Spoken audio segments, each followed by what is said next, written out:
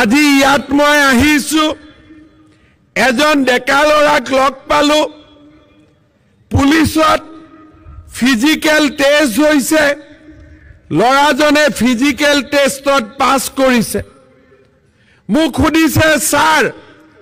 পৰীক্ষা কেতিয়া হ'ব মই কলো ফেব্ৰুৱাৰীত হ'ব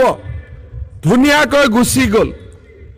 আগত হলে কি কলে হেতেন যে স্যাৰ চাকৰিটো দিয়ক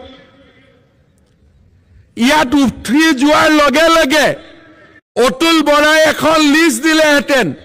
যে এইকেইটা মূল সমষ্টি লৰা চাকৰি দিয়ক অজন্তা নেওগে এখন লিষ্ট দিলে হেতেন মূল সমষ্টি লৰা চাকৰি দিয়ক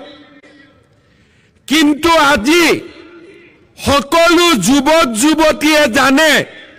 যে এইখন বিজেপিৰ চৰকাৰ ইয়াত মাত্ৰ দুখীয়া ঘৰৰ লৰা ছোৱালীয়ে চৰকাৰী চাকৰি পাব এই বিষয়ে আজি সকলোৱে জানে আৰু সেই কাৰণে মোৰ ওচৰত কোনেও চাকৰিৰ এপ্লিকেশনো নিদিয়ে প্ৰথমতে দিছিলে আজিকালি এপ্লিকেশনো নিদিয়ে মাত্ৰ খবৰ লয় ৰিজাল্ট কেতিয়া দিব পৰীক্ষা কেতিয়া ওলাব আকৌ বিজ্ঞাপন কেতিয়া ওলাব আজি আমাৰ অসমত আপোনালোকে যেনেকে মাইক্ৰ ফাইনেন্সৰ লোনৰ পৰা মুক্তি পালে সেই ধৰণে এটকাও ঘোষ নিদিয়াকৈ আজি আমাৰ চৰকাৰৰ দিনত